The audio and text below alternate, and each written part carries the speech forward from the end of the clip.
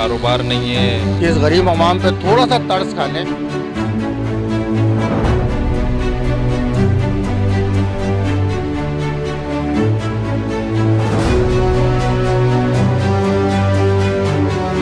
Sir महंगाई का तो सर बड़ा गर्क हो गया इस मुल्क का। अल्हम्दुलिल्लाह 1200 रुपये का 10 किलो आटा हो गया है। अब अंदाज़ा लगा लें कि एक दिहाड़ी पेशा आदमी 10 किलो आटा भी नहीं ले सकता।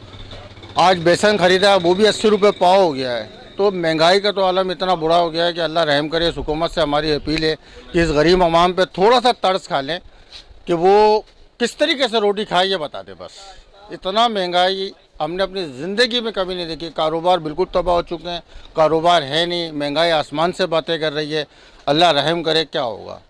लेकिन यहाँ गुर्बत ज़्यादा है, लोग परेशान हैं, कारोबार नहीं है, महंगाई इतनी है कि लोगों के बस से बाहर है। अगर 1000 रुपये कमा रहे हैं तो 2000 का खर्चा है। ये सारे मामलात हैं, तो इस पे भी हुकूमत को गौर करना चाहिए। ये सारे मामलात हैं।